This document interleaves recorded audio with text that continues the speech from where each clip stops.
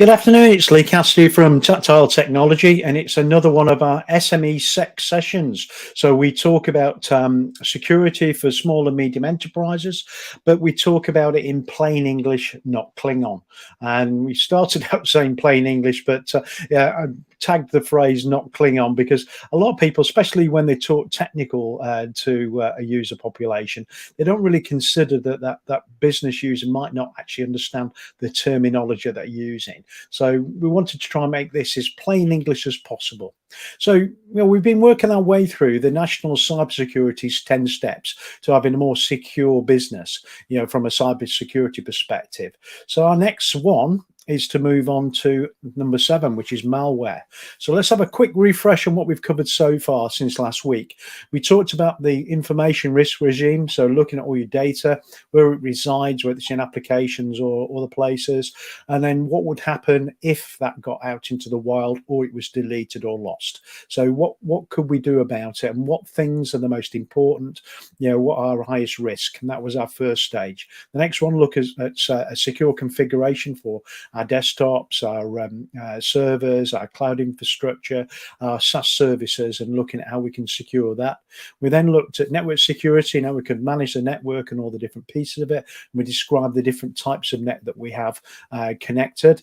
Then we talked about user privileges and making sure that all users should have the lowest privilege needed to be able to do their job, because if someone compromises a machine, they can use those privileges to take control and manage or delete things if they choose to. We then talked about user education and awareness, so they understand, about security and how important it is, the results of it. And also we talked about, maybe some simulator phishing campaigns to be able to get them to see what it looks like, so they're actually more aware when they see things happen. We talked about incident management, and we talked about the key things of making sure that from the 3 different sources we might get an incident raise. So from some technology we're using to monitor and manage our infrastructure, from our internal staff, or from a third party, maybe a partner or someone else who sees that there's something happening with our infrastructure. But then number 7 is malware protection. So if we go into that, there's a couple of things to consider.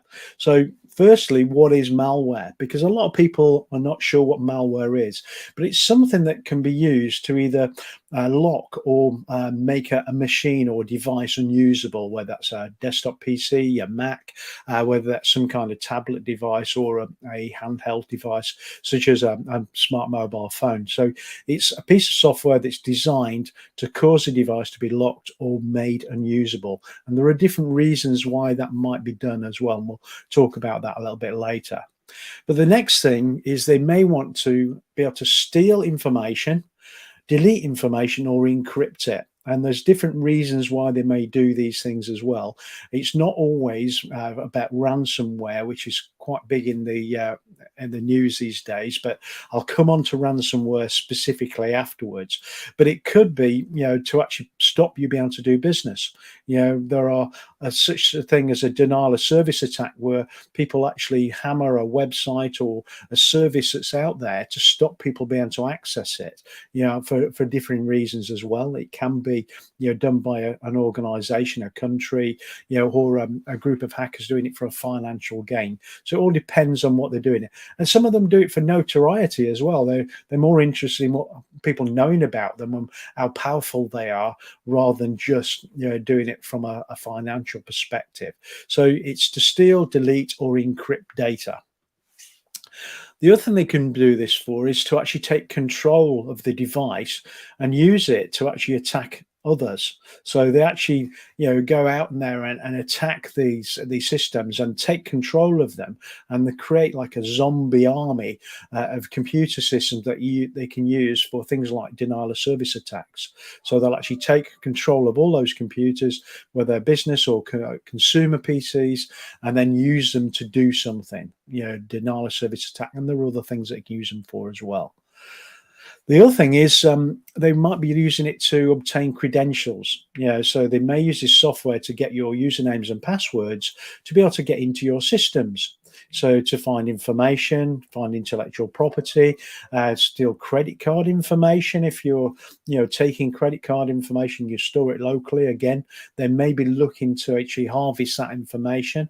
Also, usernames and passwords for systems that you might deliver if you're a service provider. So they're looking to get hold of those so they can access those systems. But also, they're looking at how they can access your services. So the way that they'd normally get into an organization and do things like fraudulent payments and many other things is to actually take control or gain access to your email accounts, whether with a provider like Google or Office 365 from Microsoft, or whether you've got internal email services such as an Exchange server that does your email. They want to get the credentials to be able to get access to it so that they can monitor emails. And what they can do is get the tone and understanding of how people respond in emails, so they can actually put something in that's very little chance of people detecting. Also, because it's done internally within your email system from one of your users using your user's credentials, again, there's more chance of the software that you might be using to identify dodgy emails not picking it up, because it is coming from a real internal user account, not externally being spoofed and made to look like one of those user accounts. It's for real. So, there are a number of different ways that they're going to take information and use that information. The next thing is they could actually be using the actual resource of your computers, and what they're looking to do is get very vast armies of computers to do mining of cryptocurrency. A lot of people are spending a vast amount of sums buying equipment and very specialized GPU hardware to do crypto mining, but they can actually use malware to take control of thousands, if not millions of computers and use them for crypto mining as well, for them to actually obtain funds through cryptocurrency. And then finally, they may be wanting to use services that cost money. So they may be trying to log on to your system, set up accounts using your users, or even getting access to services you have, such as a telephone system. And you may have a user account that they can compromise, by using this malware software to make telephone calls, or even make money from telephone calls. So, calling a number that they've set up is a premium rate number, so that the actual call volume against it and the time that you're actually on that call actually generates money for them, but they actually instigate the call in the background from your computer, usually at night time, so you don't see it happening, so they can actually generate money that way. So using services that cost money. So they're all the main reasons that malware is created and what it's done for. But let's talk about ransomware itself. So ransomware itself is, again, designed to lock and encrypt a device, but it's for one reason: to obtain a ransom. So to say to you, unless you give us X amount in Bitcoin, we will not allow you to have access to your systems. Your customers won't be able to get your systems, and we will either encrypt or delete your data. So they're looking purely to make money out of you with ransomware. There's no other way of reason for it. It's not to actually, fraudulently take money in a different way. It's straight up front. If you don't give us money, we won't give you access to your information, your data. We're also looking to, steal data to ransom the organization in other ways. So they may actually take some information that's, very compromising for you and say to one of your partners that, we've actually stolen this data, or they may come to you and say, if you don't pay us, we'll actually tell your partners that we've stolen this data, and this is the data we have, and this is how we're going to prove what we've done, to make you look, foolish in front of them, and also lose your business. So a variety of different ways people might want to actually ransom you to do this. They also want to take this in untraceable funds, so they're using Bitcoin or other, cryptocurrency, because it can't be traceable. So they get the money and you can't find it where it's gone, and you can't recover it. And it's also very difficult for the, the police and other, authorities to be able to identify where those funds have gone and track it down to an individual or a group of individuals. It's very, very difficult in the way that they do it. The other thing is that not always is the actual encryption or locking of systems resolved after payment. And in some cases, they'll take the money from you, and then afterwards you won't be able to get in still, and they may ask for more money, or you just never see them again. So it is something to be concerned about malware, especially when it's used for ransomware activities, because you're not always going to be released. And if you speak to the police, in most cases, they'll actually advise against making any payments, because commonly, there is a problem that you don't always get released from it. I do know of a number of people that have paid and they have been released, but you're not always going to get that result.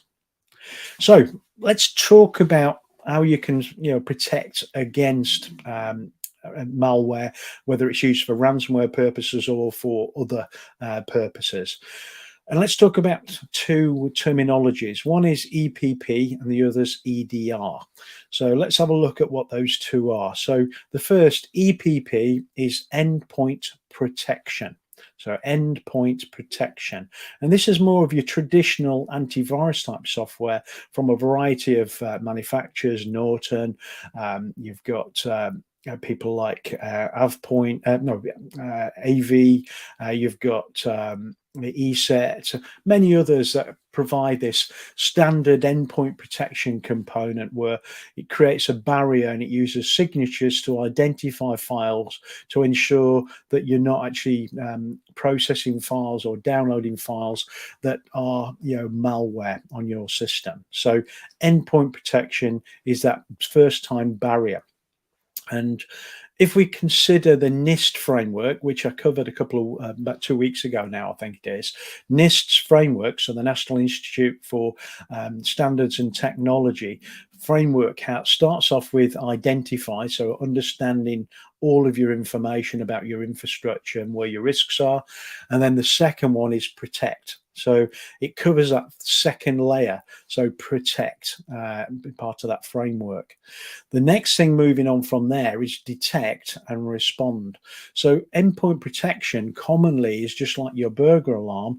It's there to actually see what's happened, but it's like your locks on your house.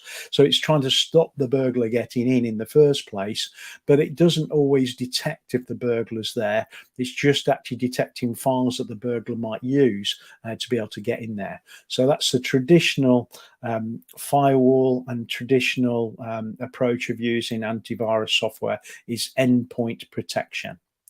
The next thing is EDR, which is endpoint detect and respond.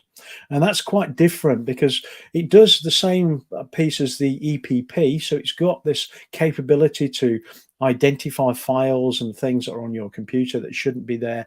They're coming from a particular place that we know is malware delivery mechanism. We can see signatures that look like malware that's in the wild already, we've identified. So we've got those key pieces to start with. But what it also does, it detects what's happening. And it's using a variety of mechanisms to actually detect what's happening. Things like either pre-execution or during execution, it can actually see, the type of things that a piece of software is doing.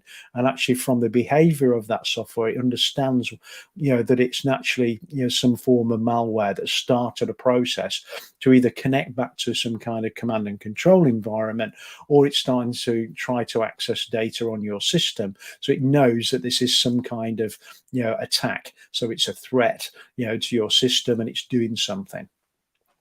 What it'll do then, it'll actually alert. And on the basis of that alert, then you've normally got some kind of response. And there's two types of response that you'd normally have with the response part with an EDR product. One is some form of automation, because we want to try and deal with the situation as quickly as possible.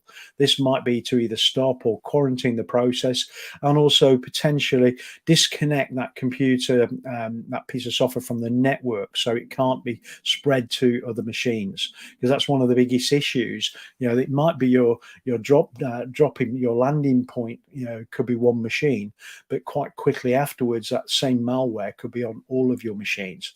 whether that's 2 machines or 2,000 machines, it could be on them quite quickly afterwards. So it's really important that we can detect it and contain it.